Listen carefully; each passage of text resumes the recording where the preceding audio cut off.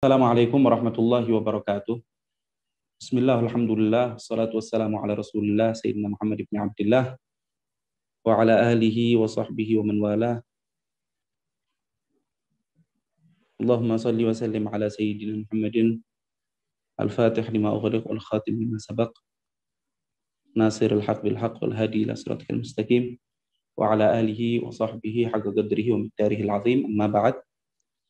Alhamdulillah, bersyukur kehadirat Allah Subhanahu wa taala atas segala anugerah, atas segala nikmat yang Allah berikan kepada kita, sehingga alhamdulillah dengan umur panjang yang Allah berikan kepada kita masih dapat merasakan saat-saat terakhir daripada bulan Ramadan, bulan yang penuh ampunan, bulan yang penuh rahmat dari Allah Subhanahu wa taala.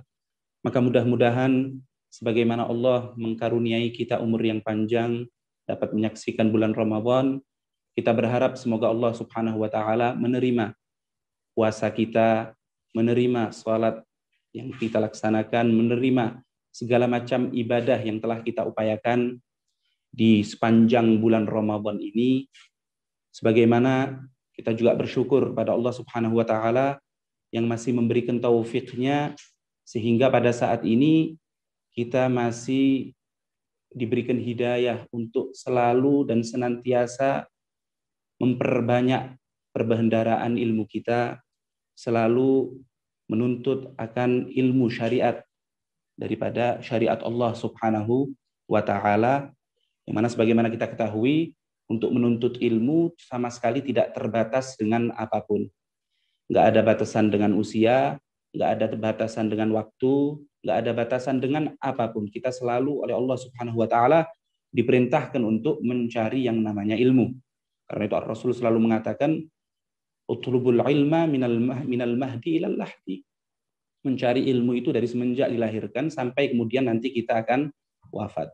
Bahkan Rasul sendiri, manusia yang sempurna, tidak diperintahkan oleh Allah Subhanahu wa taala untuk meminta tambahan kecuali tambahan ilmu. Wa qur rabbi zidni ilma.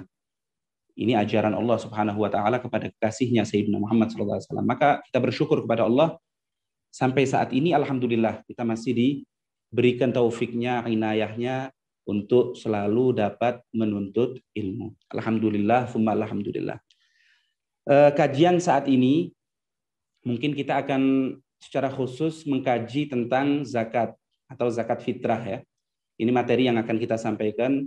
Sekalipun sebetulnya kemarin permasalahan puasa masih tersisa satu rukun, tapi insya Allah dapat kita sampaikan nanti mungkin apabila masih ada waktu, mungkin nanti akan kita sampaikan di akhir.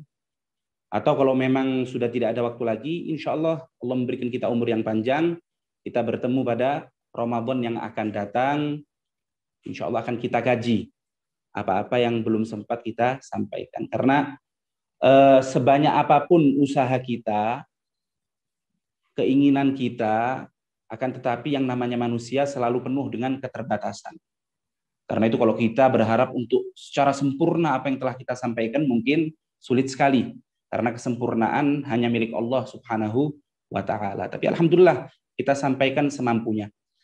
Untuk menghemat waktu, kajian kita kali ini berkisar pembahasan tentang zakat, tentang zakat. Dan alhamdulillah belum lama ini Robitoh telah membagikan hal-hal atau materi yang berkaitan dengan zakat. Jadi alhamdulillah mungkin materi tersebut, buletin tersebut dapat kita jadikan rujukan ya, kita jadikan pegangan untuk penyampaian pada sore hari ini. Zakat fitrah. Materi ini, buletin ini dimulai dengan zakat fitrah. Tapi yang perlu diketahui, zakat fitrah ini merupakan suatu khususiyah yang Allah berikan kepada umat Sayyidina Muhammad SAW. Artinya umat terdahulu tidak memiliki suatu ibadah yang disebut dengan pengeluaran zakat fitrah.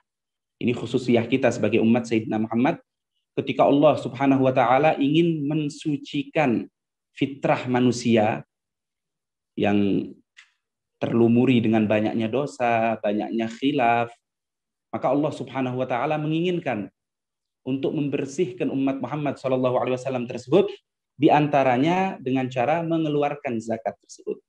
Karena itu berarti ini merupakan suatu nikmat yang Allah berikan kepada kita. Masih ada sarana untuk membersihkan jiwa kita yang penuh dan berlumuran dengan dosa ini. Zakat fitrah ini disyariatkan oleh Allah Subhanahu wa taala tepatnya pada tahun kedua daripada tahun hijrah, atau bertepatan dengan kewajiban sholat pada saat itu.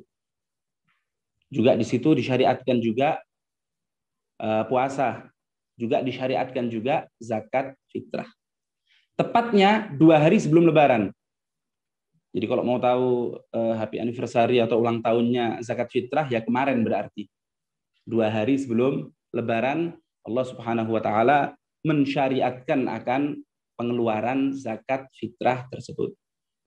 Kemudian mengeluarkan zakat fitrah ini merupakan sesuatu yang amat penting, karena dalam sebuah riwayat, sebagaimana dinukil oleh Syekh Sa'id bin Muhammad Ba'ashin dalam kitabnya Bushrul Karim, beliau menukil sebuah hadis, bagaimana warad, kata beliau, bahwasannya saumu Ramadan mu'allakun bainas sama'i wal ardi.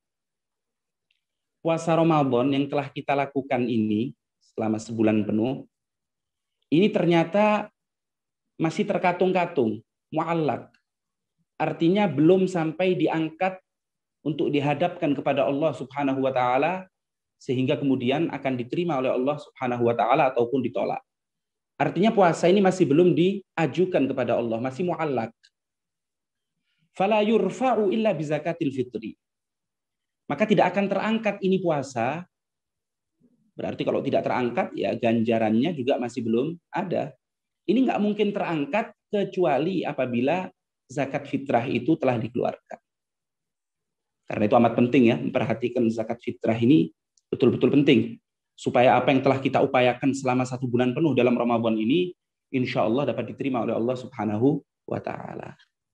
Bahkan dinukil dalam kitab Al-Fawaid Al-Mukhtarah, kisah bagaimana Al-Habib Abdullah bin Husain bin Tahir ketika merasakan bahwasannya puasanya itu masih belum diterima oleh Allah Subhanahu wa taala, maka dia menanyakan kepada pembantunya yang bertugas untuk membagikan zakat fitrah, "Kau berikan kemana zakat fitrahku?" Maka pembantunya pun menunjukkan seorang yang ternyata bukan mustahik, ternyata tidak berhak untuk menerima zakat. Maka itulah yang menyebabkan akhirnya beliau merasa bahwa ibadah yang beliau lakukan masih belum dapat diterima oleh Allah Subhanahu wa taala. Karena itu perhatikan akan zakat fitrah ini dengan harapan mudah-mudahan puasa kita, ibadah kita semua dapat diterima oleh Allah Subhanahu wa taala. Kemudian tentang dalil daripada zakat fitrah itu sendiri, sebetulnya sudah ada ijma, artinya kesepakatan daripada ulama tentang kewajiban zakat fitrah. Akan tetapi ada sebagian ulama yang menyatakan zakat fitrah itu tidak wajib. Tapi sudah dikonter oleh ulama yang lain. Oleh karena itu perbedaan pendapat yang ada dalam zakat fitrah pun tidak lagi bisa dibuat pegangan.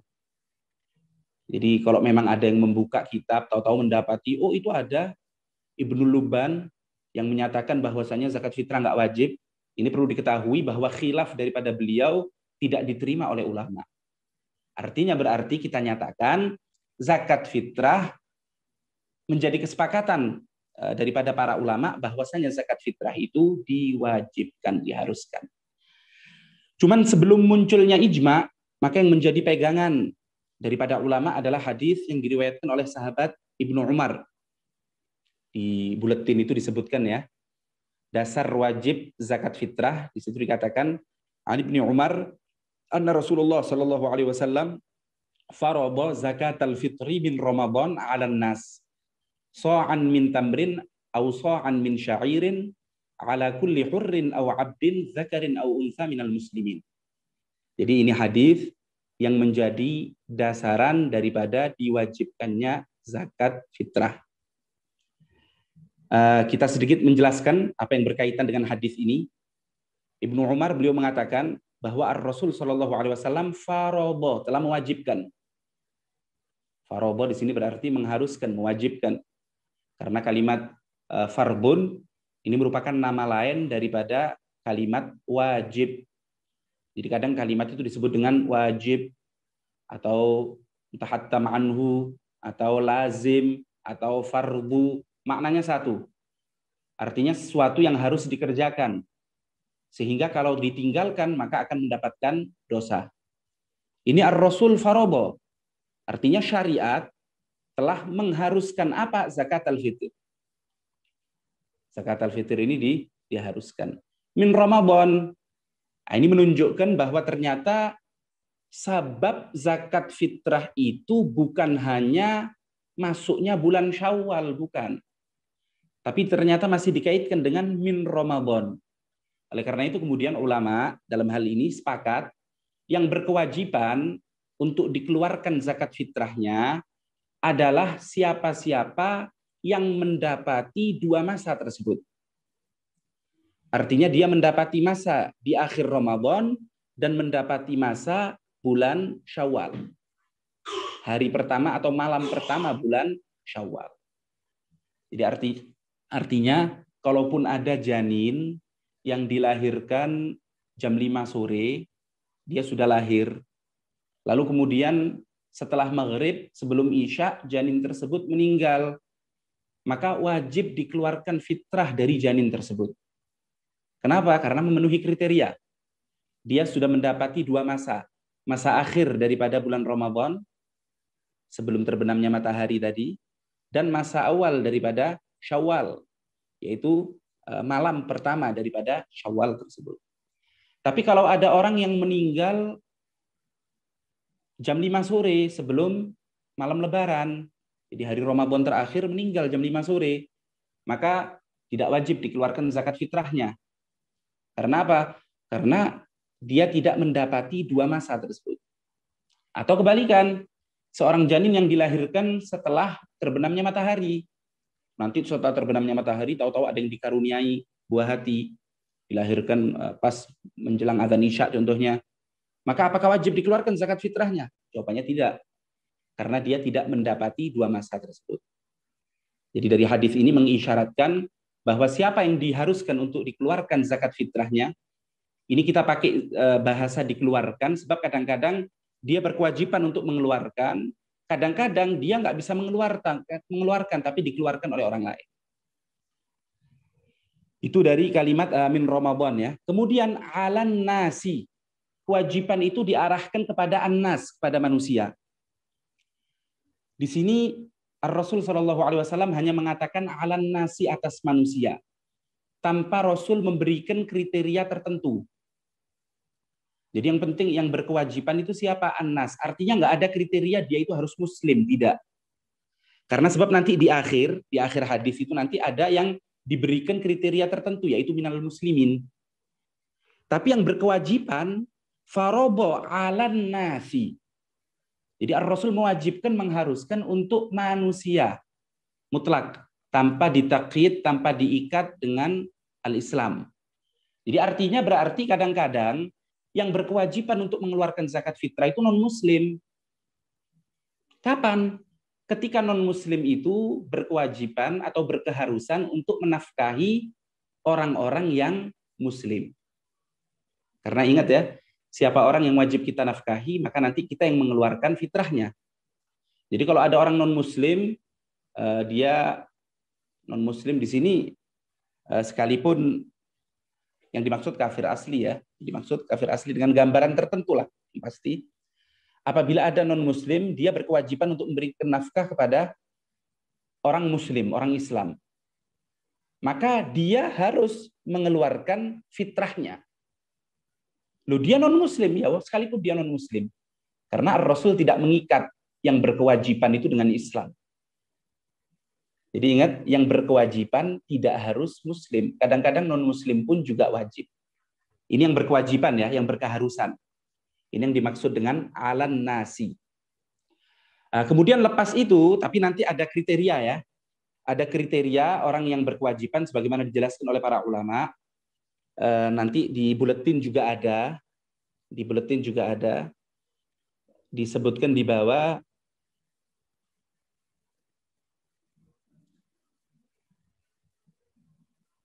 Zakat fitrah wajib bagi setiap orang Islam yang mampu. Ini di buletin disebutkan seperti itu. Zakat fitrah wajib bagi setiap orang Islam.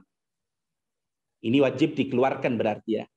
Tapi untuk yang mengeluarkan, zakat fitrah wajib bagi setiap orang yang mampu, yang memiliki kemampuan. Jadi artinya dia harus memiliki kemampuan. Apa itu kemampuan? Yang dimaksud mampu, yaitu memiliki harta lebih dari, yang pertama, kebutuhan makan dan pakaian untuk dirinya, serta orang-orang yang dia nafkahi, untuk malam hari raya itu, dan untuk hari rayanya tersebut. Jadi yang dimaksud dengan malam hari raya ya malam kedua. Jadi dia memiliki harta yang lebih yang bisa dipakai untuk nafkahnya di hari raya dan malam berikutnya. Itu yang pertama. Jadi artinya kalau dia nggak memiliki kemampuan, maka dia nggak wajib untuk mengeluarkan fitrah. Jadi alan nas tadi itu betul nggak harus muslim, tapi kriterianya sebagaimana disebutkan oleh para ulama harus yang mampu. Kemudian yang kedua, minta izin untuk boleh mewakilkan rumah yang layak baginya. Jadi dia memiliki maskan atau tempat tinggal. Kalau tidak memiliki maskan, maka berarti dia nggak dianggap orang yang mampu. Tapi kalau seumpama dia memiliki uang, ada uang lebih sebetulnya, tapi niatnya mau dibuat beli rumah, mau dibuat beli maskan ini rumah. Sehingga kita katakan kalau seumpama ada maskan kan nggak usah dihitung ya berarti ya. Tapi sekarang masih berupa uang, belum dibelikan rumah atau belum dibelikan makanan atau belum dibelikan pakaian, apakah sekarang dia wajib untuk mengeluarkan fitrah? Kalau wajib tetap. Karena sekarang hartanya masih berupa uang, masih belum diwujudkan untuk rumah, maka dia berkewajiban untuk mengeluarkan fitrah. Jadi ingat ya, maskan itu memang sudah bentuk wujud rumah tempat tinggal. Tapi kalau masih berbentuk uang, masih belum dibelikan rumah, maka dia berkewajiban untuk mengeluarkan zakat fitrahnya. Kemudian yang berikutnya, biaya pembantu untuk istri jika dibutuhkan. Nah, ini yang keempat, biaya pembantu untuk istri. Nggak harus untuk istri ya. Biaya pembantu jika dibutuhkan. Jadi kalau seumpama dia juga butuh pembantu yang membantu dia, maka biaya pembantu itu juga dianggap harus ada. Jelas ya? Jadi biaya pembantu, baik untuk dirinya sendiri atau untuk istrinya. Nah, dengan 4 hal tersebut, maka sekarang dia sudah dikategorikan orang yang mampu. Maka sekarang dia berkewajiban untuk mengeluarkan fitrah. Baik, kita lanjutkan hadisnya ya. Kita lanjutkan hadisnya. Ar-Rasul mewajibkan zakat fitrah tadi min Ramadan, penjelasannya sudah. Kemudian alan nas, kriterianya tadi yang mampu, sebagaimana kita jelaskan. Kemudian apa yang wajib dikeluarkan? Ar-Rasul mengatakan so'an min tamrin au so'an min syairin. 1 sok daripada kurma atau 1 sok daripada gandum. Yang dimaksud di sini, karena Ar-Rasul menyebutkan tamr, Ar-Rasul menyebutkan syair, maka yang dimaksud adalah arti umum yang mencakup kedua hal tersebut. Apa arti umumnya? Yaitu makanan pokok. Karena ternyata baik kurma atau gandum ini merupakan makanan pokok. Karena itu yang dimaksud apa yang wajib dikeluarkan di dalam fitrah itu adalah makanan pokok.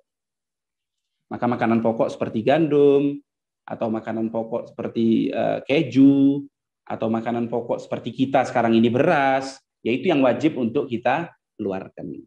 Tapi kemudian memang nanti ulama memberikan ada beberapa martabat ya, ada beberapa martabat.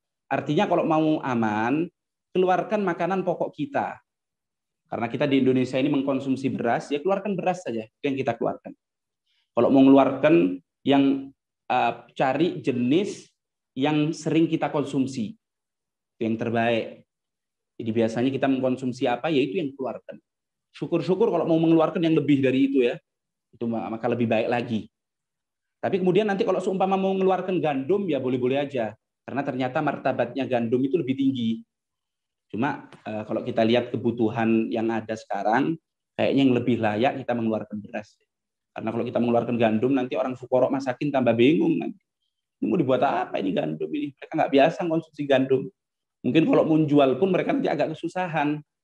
Karena itu mungkin ya melihat maslahah, maka kita keluarkan beras itu mungkin lebih layak ya, lebih baik untuk mereka. Kemudian dikatakan sok ya, satu sok. Satu sok ini 4 mud. Ya sudah maklum sudah ya, sudah sering dibahas bahwa 1 mud itu 510 gram. 510 gram. Artinya setengah kilo lebih sedikit. Berarti 1 sok ya 2 kilo nggak sampai setengah on. 2 kilo nggak sampai setengah on masih. 2 kilo 40. 2 kilo 40 gram. Itu satu sok. Oleh karena itu seringkali kita sebutkan ya, orang yang mengeluarkan 2,4 itu sebetulnya sudah ihtiyat kok. Yang 2,2 aja udah ihtiyat. Apalagi sampai 2,5, sampai 3 kilo. Cuman ini perlu kita tekankan supaya kita bisa membedakan mana kewajiban kita dan mana yang lebih sebagai sedekah. Walaupun yang lebih sebagai sedekah itu tetap ada unsur ihtiyat ya. Dan kita memang dianjurkan untuk ihtiyat itu tetap dianjurkan. Karena itu kita nggak mengeluarkan pas 2 kilo 40 gram, enggak. Dilebihkan 2,1. Tapi ulama juga menganjurkan untuk kita mengetahui bahwa ternyata setelah kita mengeluarkan 3 kilo itu, ternyata ada kadar yang masuknya sedekah. Masuknya bukan zakat fitrah lagi, tapi yang lebih itu namanya sedekah. Sa'an min tamrin atau sa'an min sya'irin. Nah, sekarang Ar-Rasul akan menjelaskan untuk siapa zakat fitrah itu. Jadi yang pertama tadi itu alan nas, itu yang berkewajiban. Tapi sekarang dikeluarkan untuk siapa? Yang mengeluarkan kadang ya dia sendiri, kadang orang lain. Tapi apa kriteria orang yang dikeluarkan? Ternyata mutlak. Ala kulli hurrin aw abdin zakarin aw unsa. Mutlak. Mau anak kecil atau dewasa, mau laki-laki atau perempuan, mau orang yang merdeka atau budak. Ternyata harus dikeluarkan fitrahnya. Tapi nanti yang mengeluarkan tergantung ya. Yang mengeluarkan itu dirinya sendiri, kadang yang mengeluarkan orang lain. Tapi kemudian untuk yang dikeluarkan ini sekarang diberikan kriteria tertentu, yaitu minal muslimin. Jadi hadis ini ditutup oleh Rasul SAW, minal muslimin. Artinya kriteria orang yang dikeluarkan zakatnya adalah harus orang muslim. Maka zakat fitrah nggak bisa dikeluarkan dari orang yang non muslim. Tapi ingat ya, yang dimaksud di sini muslim walau hukman. Walaupun dihukumi Islam, padahal secara zahir mungkin dia sudah nggak memeluk Islam karena dia murtad, wala'iyadzubillah. Tapi hukumnya tetap orang murtad itu hukumnya dihukumi seakan-akan dia Islam. Karena itu nggak diterima dia bayar jizyah, nggak diterima ahadnya, amannya nggak diterima. Tapi yang diminta dari dia adalah harus kembali memeluk agama Islam. Maka orang murtad itu dihukumi muslim sekalipun hukman. Tapi kemudian kalau orang murtad itu mengeluarkan fitrahnya bagaimana? Ya nggak bisa langsung kita katakan sah sampai dia memeluk agama Islam. Ketika dia sudah memeluk agama Islam, baru kita katakan apa yang dia keluarkan pada waktu dia murtad itu ya dihukumi sah. Tapi kalau ternyata enggak, maka sebagaimana kita ketahui bahwasanya hartanya orang murtad itu menjadi fai' untuk kaum muslimin. Ini mungkin sekedar sedikit penjelasan ya, sesuatu yang berkaitan dengan hadis yang dijadikan pembuka oleh buletin Robitoh. Lalu kemudian setelah kita ketahui bahwasannya zakat fitrah itu dikeluarkan untuk orang-orang tertentu, artinya kadang-kadang yang mengeluarkan itu, kadang-kadang orang yang dikeluarkan itu bukan yang mengeluarkan, artinya orang lain. Kalau saya sekarang mau zakat, ya saya yang mengeluarkan, saya keluarkan untuk siapa ya? Untuk diri saya sendiri. Tapi kadang-kadang tidak, seperti istri saya. Yang dikeluarkan siapa? Istri saya. Tapi yang mengeluarkan siapa? Saya. Berarti orang lain kadang-kadang. Karena itu kemudian ulama memberikan bobit ya, memberikan catatan yang mudah. Siapa orang yang wajib kita nafkahi, maka dia wajib kita berikan fitrahnya. Gampangnya gitu. Jadi siapa orang yang wajib kita nafkahi? Saya wajib menafkahi istri saya. Saya wajib menafkahi anak saya yang tidak mampu. Kemudian setiap orang wajib untuk menafkahi orang tuanya juga yang tidak mampu. Maka sekarang dia pun wajib untuk mengeluarkan fitrah daripada orang-orang tersebut. Harus dikeluarkan. Jelas ya? Kecuali nanti ada yang dikecualikan, diantaranya istri daripada ayah. Artinya bukan ibu kita ya. Istri daripada ayah atau ibu tiri kita. Ketika ayah tidak mampu untuk memberikan nafkah, maka kita yang wajib untuk memberikan nafkah kepada ayah kita beserta istri. Karena ayah kita juga membutuhkan istri. Kita harus mengawinkan ayah tersebut dan kita yang memberikan nafkah. Tapi di sini bukan berarti kita berkewajiban untuk mengeluarkan fitrahnya, tidak. Ini termasuk pengecualian. Di sini Robito memberikan catatan khusus orang yang wajib dinafkahi. Yang pertama, anak yang masih belum baligh dan anak tersebut tidak kaya, nggak memiliki harta. Karena ternyata kalau anak itu punya harta, apa mungkin anak itu punya harta? Ya mungkin saja. Kadang-kadang anak itu mendapatkan hadiah, kita yang menerima untuk anak tersebut. Kadang-kadang mungkin ada warisan, macam-macam cara untuk mendapatkan harta anak itu ada macam-macam. Maka sekarang ya anak itu wajib mengeluarkan dari hartanya sendiri. Jelas ya? Jadi ketika anak itu kaya, berarti yang berkewajiban siapa? Ya anak itu sendiri. Artinya orang tua sudah tidak lagi berkewajiban untuk memberikan nafkah. Maka di sini orang tua pun tidak sah untuk mengeluarkan fitrah. Jadi anaknya nanti yang mengeluarkan fitrahnya sendiri. Lalu kemudian siapa yang mengeluarkan? Ya otomatis walinya. Ya walinya ya ayahnya itu tadi. Karena anak kecil kan tasarrufnya nggak dianggap. Maka nanti yang melakukan ya walinya. Walinya itu mengambil dari harta anak tersebut untuk kemudian dikeluarkan, diniatkan untuk menjadi zakat daripada anak tersebut. Atau yang kedua, anak yang sudah baligh tapi tidak mampu untuk bekerja. Karena mungkin lumpuh atau idiot, dan dia nggak punya harta, maka sekarang anak itu walaupun sudah baligh, tetap kita berkewajiban untuk memberikan nafkah kepada anak tersebut. Kemudian orang tua yang tidak mampu, jadi orang tua yang miskin. Sekalipun orang tua itu kuat ya, fisiknya kuat, dia bisa bekerja. Ini bedanya orang tua sama anak. Kalau anak itu, kalau dia baligh, fisiknya kuat, bisa bekerja, ya anak itu nggak wajib kita nafkahi lagi, biar bekerja sendiri. Tapi kalau orang tua enggak, karena ini min babil ihsan ya. Kita diperintahkan untuk berbuat baik, bermuamalah dengan baik dengan orang tua kita semasa hidup di dunia ini. Oleh karena itu, kapan orang tua tidak mampu, sekalipun memiliki kemampuan secara fisik, yang penting dia miskin, nggak punya, maka wajib kita nafkahi. Nggak boleh kita paksakan dia untuk bekerja. Jadi orang tua yang miskin, ini wajib kita nafkahi. Kemudian yang keempat, istri. Istri yang sah, ini wajib untuk kita nafkahi. Lalu kemudian yang hukumnya masih seperti istri. Ini yang dimaksud dengan istri yang sudah ditolak tapi masih raj'i, masih dalam iddah. Walaupun sekarang sudah haram, kita nggak boleh melihat, kita nggak boleh menyentuh. Tapi hukumnya masih seperti hukum istri. Karena itu masih wajib kita nafkahi. Berarti kalau sudah wajib kita nafkahi, ya wajib kita keluarkan fitrah. Kemudian istri yang ditolak bain 3, tapi dalam keadaan hamil. Ini kriteria-kriteria orang yang wajib untuk kita nafkahi. Maka seperti kaidah yang tadi, sebagaimana kita wajib untuk menafkahi orang-orang tersebut, maka kita pun berkewajiban untuk mengeluarkan fitrahnya. Jelas ya? Mungkin ini sebagian yang dapat saya bacakan terlebih dahulu dari buletin. Jadi berkaitan dengan kriteria orang yang mengeluarkan, kemudian kriteria orang yang dikeluarkan zakat fitrahnya, kemudian apa yang wajib dizakati, jenis apa yang harus kita keluarkan dalam zakat. Kemudian nanti mungkin akan kita tutup dengan pembahasan waktu atau kemudian pembahasan ketika seorang hanya memiliki kemampuan sebagian, siapa yang harus dia keluarkan, kita lanjutkan nanti ya. Mungkin kita buka sesi untuk bertanya terlebih dahulu. Jazakumullah khair ya Habib. Ya Habib, ini sudah ada beberapa pertanyaan yang masuk lewat YouTube. Yang mana tapi ini pertanyaannya sepertinya berkaitan tentang waktu mengeluarkan zakat fitrah. Jadi bertanya, bolehkah mengeluarkan atau membagikan zakat fitrah sebelum waktunya?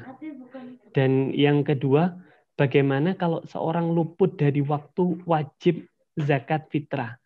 Jadi kalau seandainya kita lupa puasa, kan ketika kita qadha di tahun setelahnya di situ ada fidyah. Dan ini kalau seandainya orang luput dari waktu wajib berzakat fitrah itu seperti apa Habib? Serta ini yang terakhir, yang pertanyaan dari pemirsa di YouTube, apabila tidak mendapati orang yang berhak menerima zakat, apa yang harus diperbuat? Baik, karena pertanyaannya berkaitan dengan waktu ya, maka sambil kita baca aja di buletin ini sudah ada bocorannya. Oh, sudah Masya ada Allah. bocorannya ini. Masya Allah. Kalau kita bacakan ya, waktu mengeluarkan zakat fitrah, ternyata zakat fitrah itu memiliki 5 waktu. Ada 5 waktu. Kadang-kadang sudah masuk ke waktu wajib. Artinya waktu kita sudah diperbolehkan untuk wajib untuk mengeluarkan zakat fitrah. Yaitu kapan? Ini kan, bentar ya, ini nggak bisa dibuka.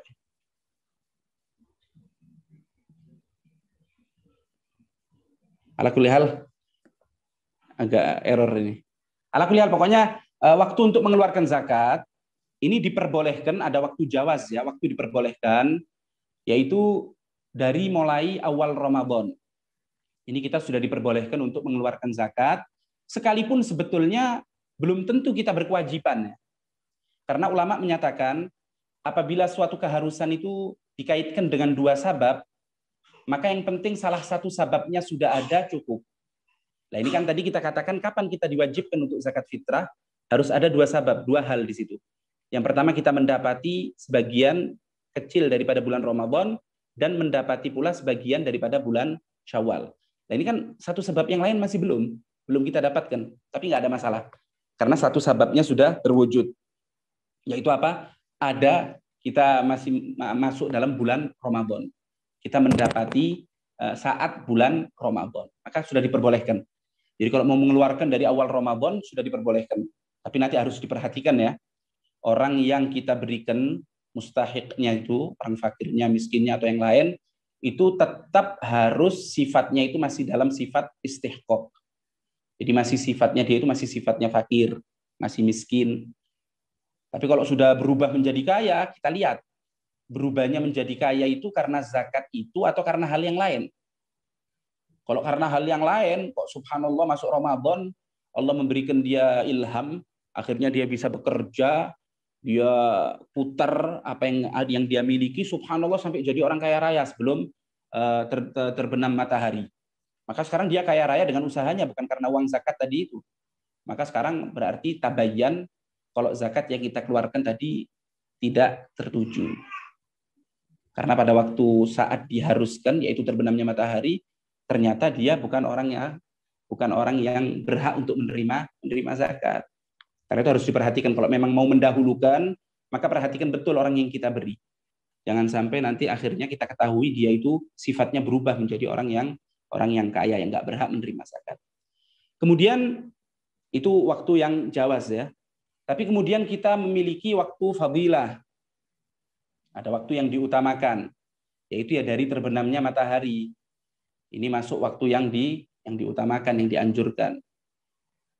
Jadi kita nggak mengeluarkan terlebih dahulu dari awal Ramadan.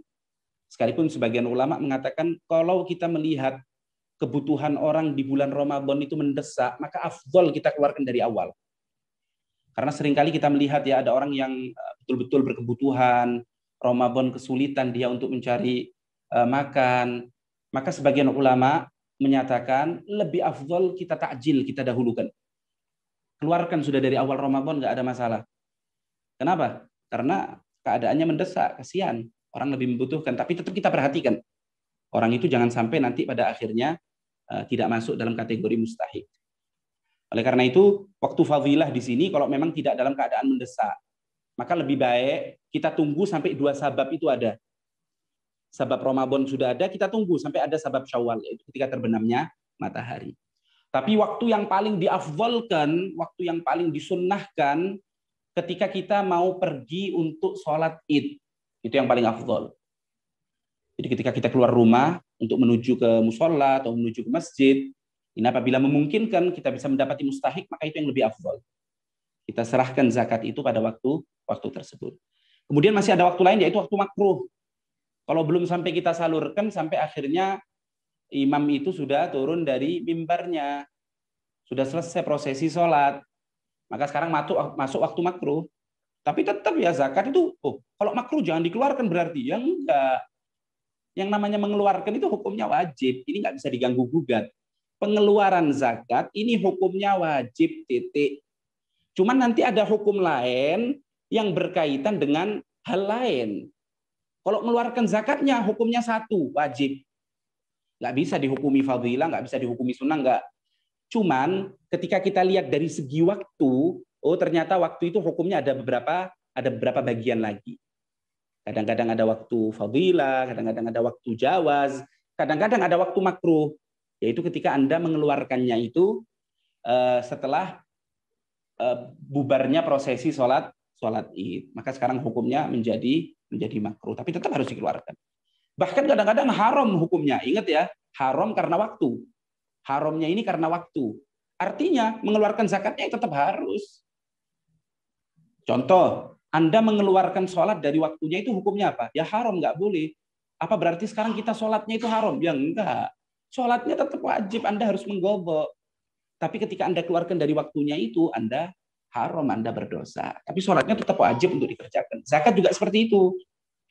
Jadi kalau seumpama orang dengan sengaja tidak mengeluarkan zakat sampai akhirnya terbenam matahari, masuk ke malam kedua bulan Syawal, maka sekarang hukumnya haram.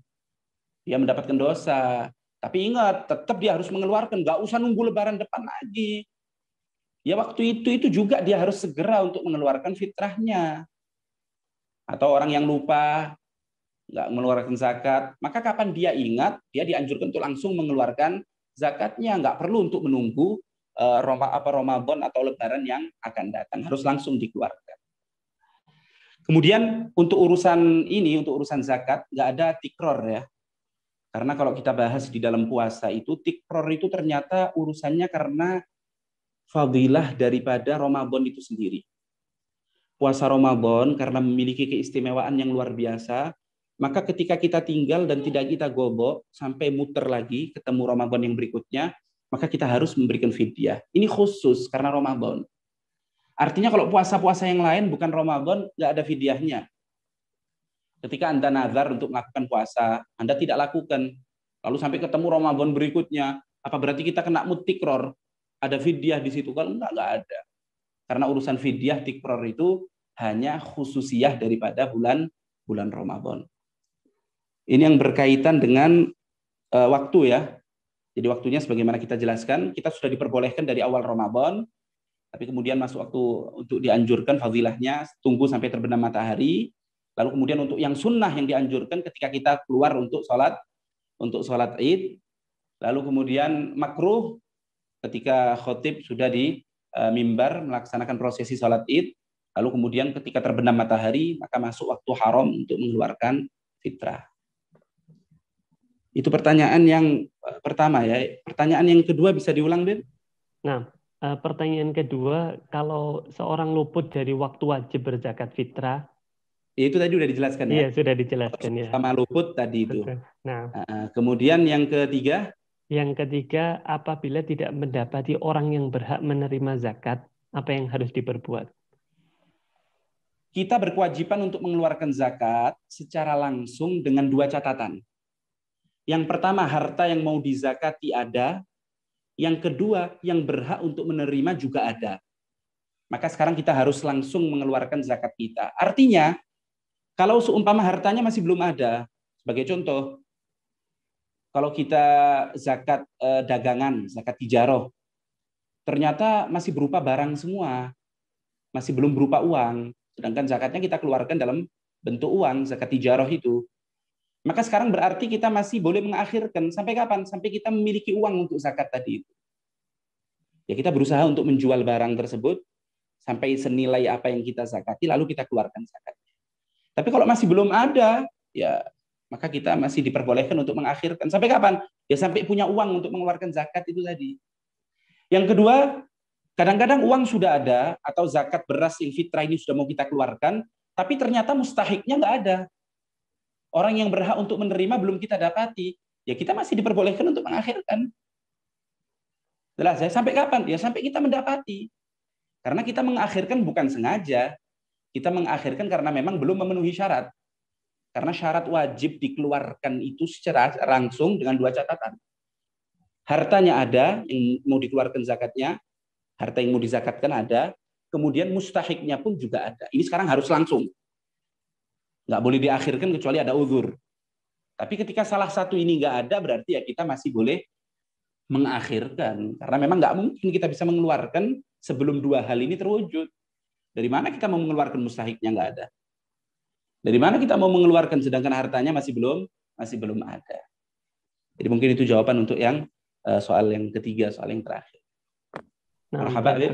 Nah, berarti apabila kita tidak mendapati orang yang tidak istilahnya tidak berhak menerima zakat, maka kita akhirkan ya Habib. Maka kita akhirkan, betul, sampai kita mendapatkan. Sampai kita menemukan. Kalau seandainya sebuah fenomena kadang diberikan ke satu musola, kemudian di musola itu contoh dipindah zakatnya RT 1 diberikan ke RT 2, nanti zakatnya RT 3 diberikan ke RT 1, jadi digilir seperti itu tanpa memperhatikan dia mustahik atau tidak. Langsung dipukul rata gitu. Untuk yang mengeluarkan, alangkah baiknya kalau dia berhati-hati. Dalam artian, jangan mewakilkan, jangan memasrahkan zakat kita kepada orang yang tidak kita percaya. Bahkan kalau seumpama kita tahu bahwa dia tidak menyalurkan pada orang yang berhak, maka sekarang pemasrahan kita tidak sah. Karena kita tahu ini zakat fitrah, kita pasrahkan sama orang, kita tahu. Nggak mungkin dia akan menyalurkan pada yang berhak. Saya tahu, saya yakin. Nggak mungkin disalurkan pada yang berhak. Tapi nggak apa-apa sudah. Yang penting saya sudah mengeluarkan. Ini nggak boleh. Dia harus mengeluarkan kepada orang yang dia tidak tahu dan dia tidak meyakini kalau orang itu akan main curang. Jadi yang lebih baik lagi, kalau masih remang-remang jangan dipasrahkan. Jangan pasrahkan zakat itu kecuali pada orang yang kita tahu, kita yakini dia adalah orang yang amanat. Oh, ini orang amanat, tidak mungkin memasrahkan kecuali pada orang yang mustahik. Ini sekarang baru dia diperbolehkan untuk mengeluarkan, itu yang paling baik, yang terbaik. Jadi kalau memang fenomena yang dipertanyakan tadi, bagaimana hukumnya menyerahkan kepada musola yang kita tahu nanti akan diserahkan kepada musola langgar yang lain, yang mana kita tahu mereka tidak mustahik. Karena pertanyaannya tadi kita tahu bahwasanya mereka tidak mustahik, ya berarti nggak sah. Pemasrahan kita sekarang tidak sah. Ini beda dengan imam ya. Beda dengan ketika yang menerima zakat itu imam. Ini beda. Kalau seumpama imam pemerintahan yang mengumpulkan zakat itu tadi, maka sekarang ulama mengatakan kapan kita pasrahkan pada mereka cukup. Loh, nantinya akan diberikan kepada orang yang nggak berhak, yaitu tanggung jawab pemerintah. Karena itu ulama mengatakan enaknya memasrahkan zakat kepada pemerintah itu yaitu tadi. Karena kita nanti akhirnya lepas tanggung jawab, sudah urusannya pemerintah. Tapi kalau kita mewakilkan sama orang yang bukan termasuk imam atau wakil daripada imam, ya ini kita masih bertanggung jawab. Kita harus tidak tahu dan kita tidak yakin kalau zakat itu diserahkan pada orang yang tidak mustahik. Tapi kalau kita sudah tahu berarti nggak sah pengeluarannya. Jadi kalau pengeluaran yang seperti tadi itu maka tidak sah. Cuman yang dianjurkan, mari kita tidak mengeluarkan zakat itu, kalau bisa kita keluarkan sendiri lebih afdol. Atau kita serahkan, kita pasrahkan pada orang yang kita ketahui amanatnya. Kita ketahui tanggung jawabnya. Yang lebih afdol. Baik. Ya Habib, ini ada pertanyaan lagi dari pemirsa di YouTube. Jadi yang pertama, anak yang sudah balik tapi sibuk belajar atau kuliah mondok, apakah tetap wajib diberikan nafkah oleh orang tua?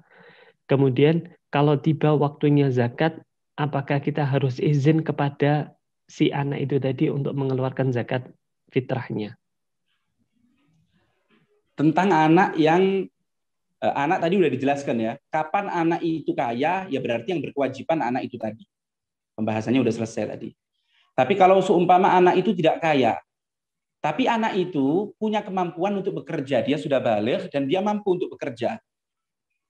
Cuman dia tidak bekerja karena waktunya disibukkan untuk thalabul ilm, untuk belajar. Ini memang ada khilaf ya. Antara ulama ada khilaf, apakah itu termasuk uzur yang menyebabkan akhirnya anak itu berarti dianggap tidak mampu sehingga orang tuanya berkewajiban untuk memberikan nafkah. Ini ada yang mengatakan enggak, tetap kewajiban itu ada pada anak itu sendiri. Tapi Al-Imamul Bajuri beliau menukil pendapat yang mengatakan dengan catatan sekali lagi dengan catatan anak itu amat diharapkan najabahnya.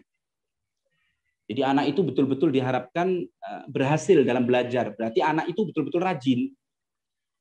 Anak itu ada kemampuan untuk belajar, memiliki kapasitas, dan dia pun rajin dalam belajar. Bukan hanya secara tertulis santri pondok, tapi kehidupannya dalam pondok sama sekali tidak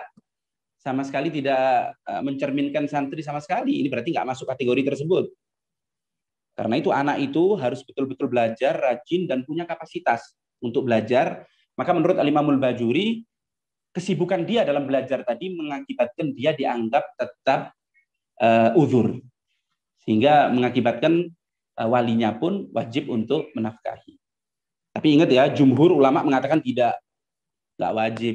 Oleh karena itu, kalau orang tua mau berbuat baik, orang tua mau menzakati anak tersebut, maka yang terbaik, berikan harta itu tadi, beras itu tadi kepada anak tersebut. Biarkan anak itu kemudian yang mengeluarkan untuk dirinya sendiri. Sehingga nanti untuk setiap pendapat, untuk setiap mazhab menjadi sah apa yang dikeluarkan. Betul, kalau dia mau mengeluarkan mengikuti pendapat yang membolehkan, ya boleh-boleh saja. Tapi alangkah baiknya kalau orang tua itu tadi memberikan uang atau memberikan beras tersebut kepada anaknya, biar nanti anaknya yang mengeluarkan zakatnya secara sendiri, itu yang terbaik. Baik. Pertanyaan lagi Habib dari Marhaba. yang ada pemirsa di YouTube. Dan sebelumnya kami informasikan kepada siapa yang ingin bertanya yang berada di dalam forum Zoom ini, kita memberikan kesempatan juga untuk menekan tombol angkat tangan sehingga kita akan berikan kesempatan untuk bertanya secara langsung. Ini ada pertanyaan dari pemirsa di YouTube. Ada orang yang waktu maghrib malam Idul Fitri dia memiliki kelebihan dari kebutuhannya pas hanya di malam hari raya Idul Fitri itu saja. Apakah dia wajib zakat fitrah? Kemudian yang kedua, ada orang yang tidak punya kelebihan makanan, bahkan untuk berbuka saja dia menunggu bantuan dari tetangga, rumahnya kecil, dan hasil warisan. Apakah dia termasuk orang yang mampu dan harus mengeluarkan zakat fitrah ketika di malam itu punya sedikit rezeki gitu? Yang berkewajiban mengeluarkan fitrah, ingat, bukan orang kaya, bukan. Jadi kadang-kadang walaupun dia fakir, walaupun dia miskin, dia juga berkewajiban untuk mengeluarkan fitrah. Sebab ukuran orang dianggap mampu di dalam zakat fitrah itu, yang penting dia memiliki nafkah, baik untuk dirinya atau untuk orang-orang yang wajib dia nafkahi, istrinya, anak-anaknya. Dia memiliki nafkah untuk hari raya tersebut, tanggal 1 Syawal, ataupun malam berikutnya.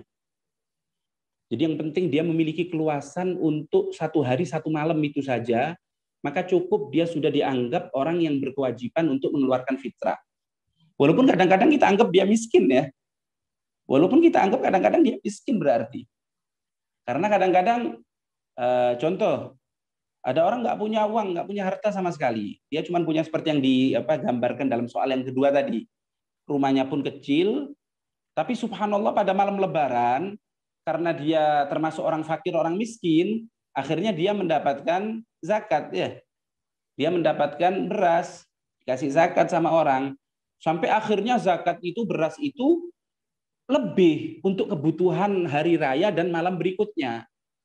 Katakanlah dia mendapatkan beras contoh 20 kilo. Padahal pada saat itu dia hanya butuh 10 kilo untuk dia dan anak-anaknya. Nggak lebih dari itu. Berarti sekarang ada kelebihan sudah berarti.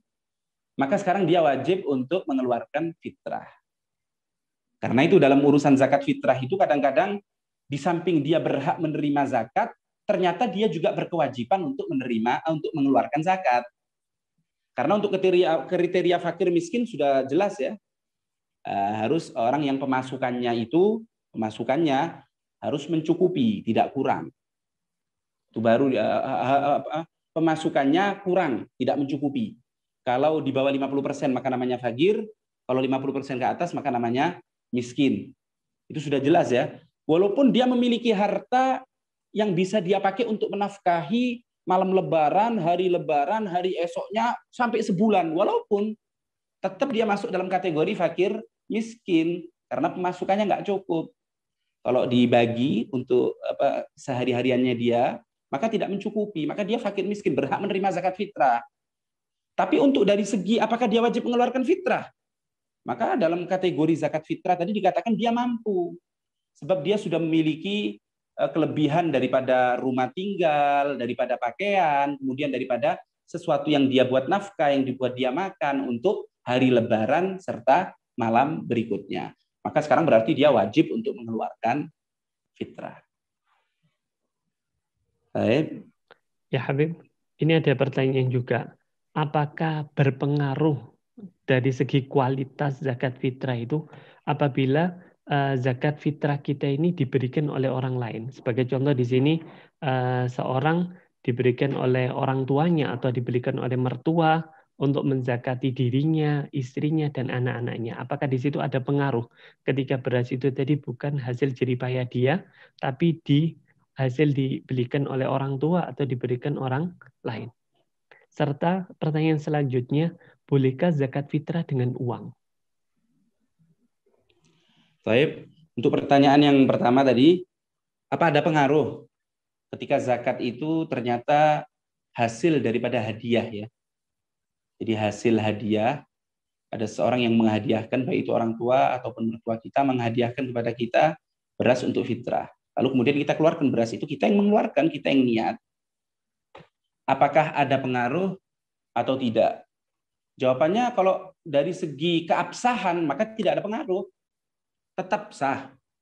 Mau Anda keluarkan dari uang Anda sendiri tetap sah.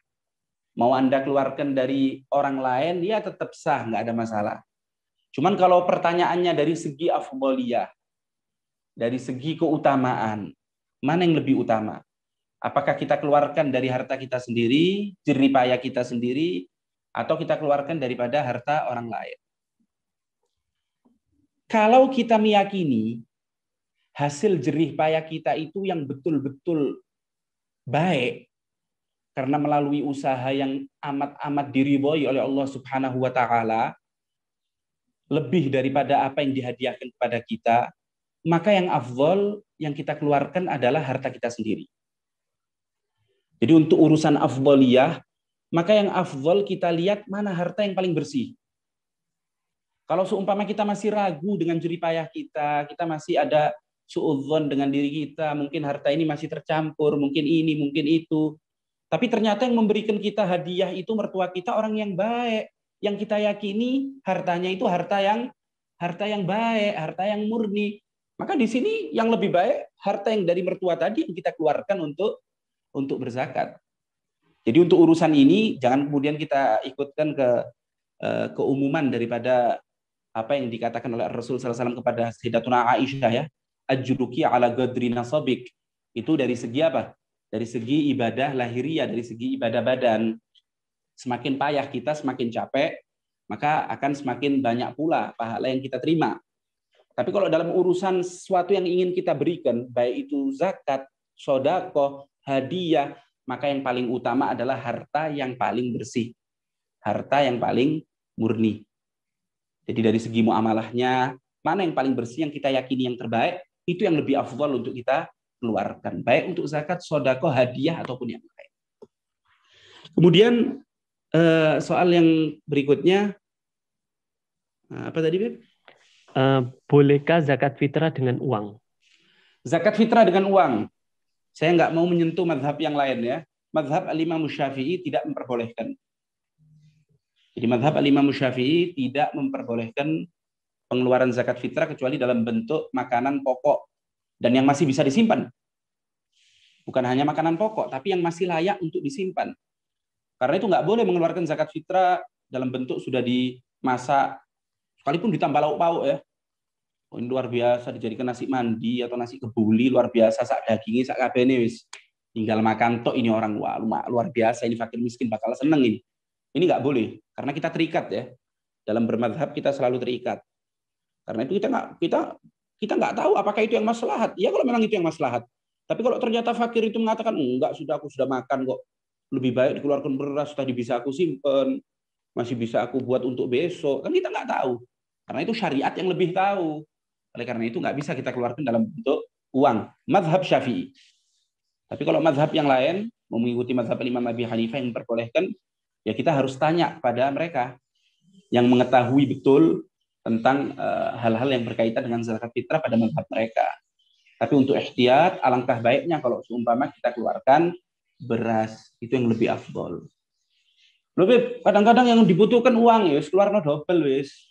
Zakat fitrahnya keluarkan beras, tambah uang 30.000 ini ya, sodako buat antum. Kan lebih baik. Itu alangkah ya, sesuatu yang lebih baik ya. Jadi mungkin untuk permasalahan zakat fitrah, kita tekankan yang mazhab Imam Syafi'i tidak diperbolehkan untuk mengeluarkan dalam bentuk uang, tapi harus dalam bentuk makanan pokok yang masih layak untuk disimpan. Tapi kalau seumpama zakat fitrah itu tadi yang kita berikan pada satu keluarga, masalah yang kita tahu kalau keluarga itu kita berikan nasi, mereka bakal lebih seneng. Ya caranya gini, serahkan sama mereka beras terlebih dahulu. Ini ada beras nih zakat, ini buat kalian aku setorkan. Kemudian nanti ngomong sama mereka, gimana kalau zakat ini sekarang saya olah, saya masak, tak tambahi daging, tak tambahi lauk, nanti jadi nasi mandi, nanti ada buahnya, ada ya apa mau tak? Tidak ada masalah. Ini min babil ihsan. Jadi saya bukan kemudian kita putus, nggak boleh, harus berupa beras, ya enggak. Kalau mau berbuat baik seperti itu tadi ya enggak apa-apa, tapi ya caranya seperti itu. Serahkan dulu dalam bentuk beras, lalu kemudian ketika kita lihat orang yang berhak tadi itu menginginkan untuk dimasak dalam bentuk mandi ataupun yang lain, ya Anda masak setelah itu. Maka ini yang terbaik. Pengeluarannya sudah sah karena beras makanan pokok. Di samping itu Anda masih berbuat baik, yaitu Anda tambahkan dengan lauk pauk ataupun hal yang lain. Soalnya kadang-kadang mereka mustahik juga kerepotan ya. Kadang-kadang bingung mau pesan di mana nasi mandi ini, pesan nih kemahalan. Akhirnya kita bantu ya sesuatu yang baik juga. Semakin payah Anda dalam hal ini ya semakin banyak pahala Anda. Wallahu a'lam. Masya Allah. Mumtaz Habib. Ya Habib, di sini ada pertanyaan lagi tentang masalah batasan satu sok itu tadi seperti apa? Batasan satu sok, karena kalau seandainya satu sok dari jagung kemungkinan lebih berat, jadi tidak 2,5 kilo atau berapa. Dan kalau saku mungkin di situ lebih ringan. Yang jadi patokan sok itu apakah timbangannya atau ada takaran-takaran khusus? Serta juga apakah ahli bait ini juga boleh menerima zakat? Baik zakat fitrah ataupun zakat mal. Baik, untuk pertanyaan takaran ya.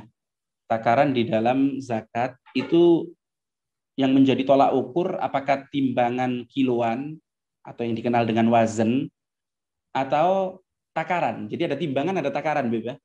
Kalau timbangan itu yang kiloan tadi itu namanya timbangan. Kalau takaran seperti liter itu kalau kita orang, seperti liter. Sebetulnya untuk urusan makanan pokok ini ibrohnya bukan dengan dalam yang selain susu, selain keju ya. Ibrohnya itu bukan dengan timbangan tapi dengan takaran. Karena itu kalau kita pelajari baik itu mud atau sok itu sebetulnya takaran, dia bukan timbangan. Tapi kemudian ulama memberikan takrib. Karena sekarang dengan keterbatasan kita, walaupun sebetulnya kita sudah sering kali ya, kita seringkali minta tolong sama orang-orang yang ada di Hijaz, seringkali kita minta tolong, tapi sampai sekarang masih belum ditakdir oleh Allah Subhanahu wa taala. Karena mereka di Hijaz itu mereka memiliki mud, mereka memiliki sok yang masih ada sanadnya. Tasalsul. Jadi sanadnya itu ada, dia memiliki mud itu dari ayahnya, dari kakeknya, terus bersambung sampai sahabat yang hidup di masa Rasul Shallallahu Alaihi Wasallam. Artinya itu bisa dipertanggungjawabkan itu mud sama sok. Nah kita minta mungkin bisa sekalipun tidak dibuatkan replikanya, tapi buat takrib lah. Jadi supaya kita nggak cuman meraba-raba aja selama ini. Cuman ala kulli hal yang kita talaki dari masyayikh kita, ternyata mereka sudah melakukan perabaan, sudah melakukan penimbangan dengan takaran mud atau sok tersebut. Yaitu tadi kemudian mereka mengatakan ternyata setelah beras itu tadi dimasukkan ke mud yang ada atau sok yang ada, ternyata satu mudnya itu 510 gram. Jadi ingat, sebetulnya ibrohnya memang bukan dengan timbangan, bukan. Tapi ibrohnya dengan takaran tadi itu, mud tadi itu. Tapi karena sekarang kita kesulitan. Kita di Jawa kalau mau ditanya mud aja kebingungan, nanti apa itu mud. Kita nggak tahu. Taunya mungkin hanya liter aja. Yang menyamakan antara mud dengan liter pun jarang, Mas, belum ada. Karena itu mereka kemudian untuk mempermudah, maka mereka yang membuat takrib, ternyata satu mud itu setelah mereka takar, lalu kemudian dipindah ke timbangan, ternyata kurang lebih 510 gram. Nah, kemudian ada yang ihtiyat, oleh karena itu lebih baik untuk dilebihkan. Karena kan beras itu sendiri beda-beda, Beb. Kadang-kadang ada beras yang bobotnya lebih berat, kadang-kadang ada beras yang bobotnya lebih ringan, kan macam-macam. Karena itu untuk ihtiyat, maka mereka melebihkan 2 kilo. Jadi bukan 2 kilo 40 gram, bukan, tapi 2,2. Jadi mereka melebihkan 2 on. 2 kilo, 2 on. Ini berarti kelebihannya berapa? 1 on 60 gram. Ini sudah untuk ikhtiar. Karena insya Allah nggak mungkin ada yang lebih dari itu. Seberat apapun beras, insya Allah nggak mungkin lebih dari itu. Karena itu 2,2 kilo itu tadi sudah merupakan taksrib yang paling ihtiyat. Nah sekarang alhamdulillah ternyata yang ada di Indonesia ini jarang sekali yang mengeluarkan 2,2 ya. Bahkan kebanyakan mungkin 2,5. Bahkan kalau saya lihat di buletin ini malah ditulis 2,7. Ala kuliah nggak ada masalah. Perbedaan seperti ini nggak ada masalah. Semuanya juga ada dasarnya. Mereka semua berdasarkan dengan talaqi daripada masyayikh. Cuma yang kita ketahui seperti itu. 2 kilo 40 itu sebetulnya yang wajib, tapi untuk ihtiyat maka 2 kilo 2 on. Tapi kemudian kalau mau dikeluarkan 2,5, 3 kilo, maka alangkah baiknya lebih afdal.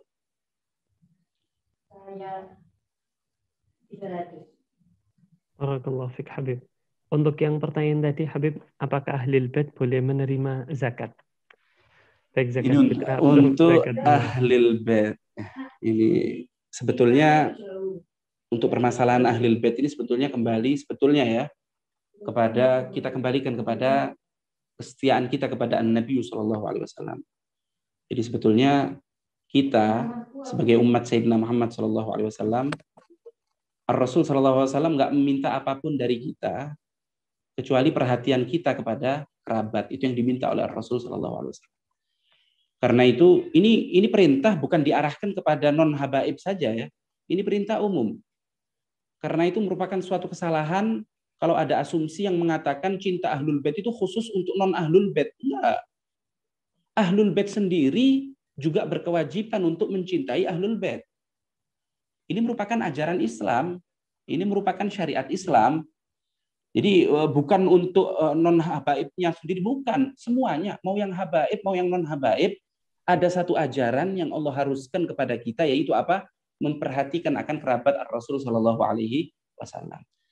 Nah ini sebetulnya kalau kita kembali kepada hal itu, maka alangkah baiknya kalau kita tidak memberikan zakat terhadap mereka Ahlul Bait. Karena sebagaimana diketahui kalau zakat itu merupakan, sebagaimana dikatakan oleh Rasul, ausakh, merupakan suatu kotoran. Ahlul Bait karena mereka terkandung dalam dirinya darah baginda Nabi besar Muhammad SAW, maka tidak layak untuk disandarkan kepada mereka kotoran-kotoran tersebut. Tapi bukan berarti kemudian kita tidak memperhatikan, ini yang juga keliru. Kadang-kadang sudah Ahlul Bait oleh zakat, tidak dikasih, malah nggak diperhatikan sama sekali. Ini suatu kekeliruan ya. Kita diharuskan oleh syariat untuk memperhatikan mereka, berikan mereka hadiah sehingga mereka juga dapat menghidupi diri mereka. Jadi artinya walaupun bukan dengan uang zakat, tapi kita mencukupi mereka dengan hadiah tersebut dengan harapan semoga kita mendapatkan syafaat Sayyidina Muhammad SAW. Ini kalau kita mau bicara yang seharusnya ya. Jadi sebetulnya ini masalah sensitif. Ini masalah yang amat betul. Tapi kalau kita mau membahas tentang kajian ulama, betul. Memang ulama mengatakan mereka tidak mendapatkan zakat itu kan ada alasannya. Di antara alasannya apa? Karena mereka mendapatkan khumus. Jadi ada khumusul khumus itu dari Baitul Mal. Baitul Mal itu tempat mengumpulkan hartanya orang Islam, semua dikumpulkan di situ, rampasan perang, harta apapun lah dikumpulkan di situ. Nah, itu nanti dibagi-bagi. Di antaranya 1/5 dari 1/5 bagian itu untuk ahlul bait. Nah, sekarang yang menjadi masalah ternyata humus itu udah nggak ada. Artinya kalau mereka tidak mendapatkan humus, berarti sekarang alasan untuk mereka tidak menerima zakat pun sudah tidak ada. Karena itu kemudian sebagian ulama mengatakan mereka berhak untuk menerima. Tapi ingat, tidak sedikit ulama yang tetap mengharamkan. Tidak sedikit ulama yang berpegangan dengan alasannya bukan hanya itu, tapi itu kotoran. Dan itu yang menjadi larangan Rasul Shallallahu Alaihi Wasallam. Fa innaha awsakhun nas, fahiya la tasluhu li Muhammadin wala li ali Muhammad. Kotoran manusia itu nggak layak untuk Rasul maupun untuk keluarga Rasul. Mereka tetap berpegangan dengan itu. Karena itu mereka tetap mengharamkan. Mereka tidak memperbolehkan. Lalu sikap kita bagaimana? Ini yang terpenting. Maka sikap kita usahakan berikan kepada mereka selain zakat. Karena ini permintaan Rasul Shallallahu Alaihi Wasallam. Cuman kalau tidak mungkin bisa diberikan untuk mencukupi mereka itu kecuali dari zakat. Lah mau gimana lagi? Daripada kita membiarkan mereka dalam keadaan tidak memiliki sampai-sampai tidak makan, wal'iyadzubillah, maka sekarang ya sudah, itu langkah-langkah paling akhir sudah. Itu sudah langkah-langkah yang paling akhir. Kalau memang untuk kehidupan mereka sudah nggak bisa lagi kecuali dari zakat, maka ya mau nggak mau kita ikutkan pendapat tersebut. Jadi mungkin bukan nasihat ya, mungkin menurut saya baik bagi para habaibnya sendiri, bagi para dzurriyyah, jaga diri kalian. Kalau bisa jangan sampai menerima daripada uang zakat itu yang terbaik. Dan bagi yang ingin mengeluarkan zakatnya, baik itu habaibnya sendiri ataupun orang lain, lebih baik berikan kepada mereka selain daripada zakat. Jadi saling menjaga. Yang mengeluarkan jaga, jangan sampai mengeluarkan untuk mereka zakat, dan habaibnya pun menjaga diri, jangan sampai menerima daripada uang zakat. Tapi ingat, kalau sudah darurat, kalau sudah tidak memungkinkan lagi, maka diperbolehkan untuk mengambil uang zakat. Wallahu a'lam. Ya Habib, ini ada pertanyaan dua lagi Habib. Jadi yang pertama, orang yang berada di luar, mungkin luar kota atau luar pulau atau luar negeri, kemudian minta dikeluarkan zakatnya di tempat asalnya. Mungkin dia berada di Sulawesi, tapi minta orang tuanya yang ada di Malang atau di Surabaya untuk mengeluarkan zakatnya, apakah diperbolehkan seperti itu? Dan juga yang kedua, dalam penerimaan zakat, setiap beras dicampur jadi satu. Kemudian beras tersebut ditimbang lagi dan dibagikan. Apakah di sini ada pengaruh? Baik. Untuk pertanyaan pertama, itu permasalahan memindahkan zakat berarti. Karena sebetulnya zakat fitrah itu harus dikeluarkan di tempat orang yang dikeluarkan itu berada. Ingat, bukan di tempat orang yang mengeluarkan, bukan. Tapi orang yang dikeluarkan. Jadi kalau saya seorang suami, istri saya ada di Gresik contohnya, maka saya harus mengeluarkan zakat istri saya itu ya di Gresik, tempat istri saya berada. Jadi harus dikeluarkan di tempat orang yang dikeluarkan zakatnya itu berada. Tapi kemudian kalau mau dikeluarkan di tempat yang lain, ini berarti memindahkan zakat dari tempatnya, dari kota asalnya. Maka pendapat yang mu'tamad tidak diperbolehkan. Jadi nggak diperbolehkan. Maka yang terbaik ya keluarkan di daerah tersebut. Karena kan orang fakir itu, orang miskin itu ketika malam lebaran, mereka kalau melihat orang-orang itu yang ada di benak mereka, wah ini keluar zakatnya habis gini. Oh ini keluar zakatnya habis gini. Ternyata kecelek. Zakatnya udah dikeluarkan di tempat lain. Karena akhirnya kesian mereka. Karena itu kemudian syariat tidak memperbolehkan. Karena itu harus dikeluarkan di tempat dia berada. Supaya tidak menyakiti hati daripada kaum fakir ataupun kaum miskin tersebut. Ini hikmahnya ya, di antara hikmahnya. Tapi kalau memang ternyata dia ragu dengan orang yang ada di tempat dia berada, apakah betul-betul mustahik atau tidak, dia melihat orangnya kok berkecukupan semua, dia merasa nggak ada yang mustahik sama sekali, maka diperbolehkan dia mengikuti pendapat yang menyatakan boleh memindahkan zakat dari tempat asalnya. Tapi ingat ya, ketika mungkin dia ragu, Dia nggak tahu ini mustahik apa enggak. Oh, kelihatannya punya segalanya, pakaiannya luar biasa. Tapi selama dia tahu di tempat asalnya ada yang mustahik, keluarkan di situ. Nah, tapi kalau kemudian ada hal yang lain, maka boleh dia memindahkan zakat tersebut ke tempat yang lain, mengikuti pendapat yang memperbolehkan untuk memindahkan zakat tersebut. Ini permasalahan naklus zakah ya, pemindahan zakat. Kemudian yang berikutnya, berikutnya adalah tentang dalam penerimaan zakat setiap beras dicampur jadi satu, kemudian dibagi, ditimbang, apakah di situ ada pengaruhnya? sebetulnya gini ya, tapi karena ini sudah menjadi uruf mungkin ya, sudah menjadi kebiasaan. Sebetulnya ketika seseorang memberikan amanat kepada kita, ini zakatku ya, tolong dipasrahkan. Maka sebetulnya kita jaga ini beras, artinya jangan sampai ini titipan bercampur dengan zakat yang lain. Karena nanti kalau sudah bercampur, akhirnya masuk ke boman ini. Kita wajib menanggung ini nanti. Kalau sudah masuk tercampur gini, ini masuk ke boman kita sekarang. Ada berasnya Z sama berasnya Amr, kita campur. Ini berarti kita masuk tanggungan kita. Harus kita bagi lagi, kemudian ini yang punyanya Z, ini yang punyanya Amr. Karena itu, kalau seumpama pihak panitia meminta izin untuk kemudian untuk mencampur beras ini tadi, karena nantinya akan dibagi kembali supaya merata, ini yang lebih utama ya. Karena memang yang paling utama seperti itu. Daripada nanti beras ini diberikan ke satu orang, karena sebetulnya beras ini kan harus diberikan dibagi-bagi sama orang yang ada, bukan hanya ke satu orang saja. Karena itu kalau seumpama dikumpulkan, lalu dengan seizin mereka kita satukan, kita menjadikan satu, lalu kemudian dibagi lagi beberapa kresek, ini nggak ada masalah, diperbolehkan. Walaupun nanti kita kurangi ya, walaupun nggak ada masalah. Kadang-kadang nanti 3 kilo, yang ada yang mengeluarkan 5 kilo, ada yang mengeluarkan 10 kilo, tapi nanti kebijakan musola yang kemudian membagi 2,5 kilo nggak ada masalah. Karena tetap 5 kilo yang dikeluarkan oleh muzaki tadi tersalurkan semuanya. Walaupun nggak tersalurkan satu orang ya lebih baik. Karena memang sebetulnya zakat itu dibagi-bagi, bukan kita berikan sama satu orang.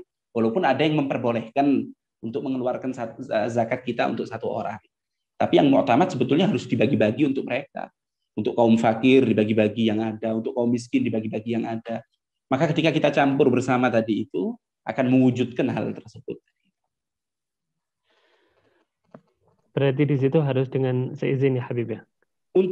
Bukan harus dengan seizin, supaya tidak masuk ke boman kita. Supaya tidak masuk ke boman. Karena ketika kita ada yang memberikan wakalah kepada kita, tahu-tahu kita campur, ini sudah masuk ke tanggungan kita sekarang. Hati-hati, sampai sebelum dibagi nanti itu masih tanggungan kita yang menanggung.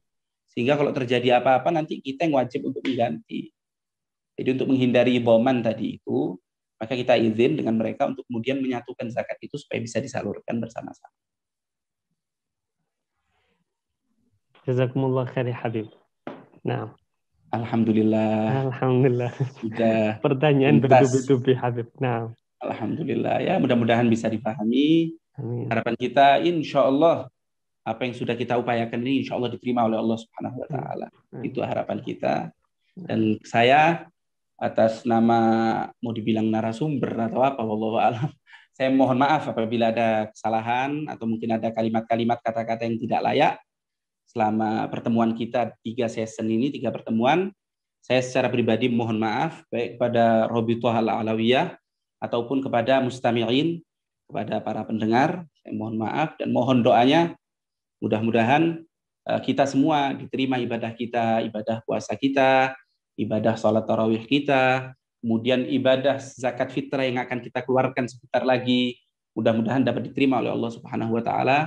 Amin amin ya rabbal alamin. Mungkin ini sebagai penutup sebelum diminta untuk menyampaikan Fatihah, saya tutup dengan doa sendiri.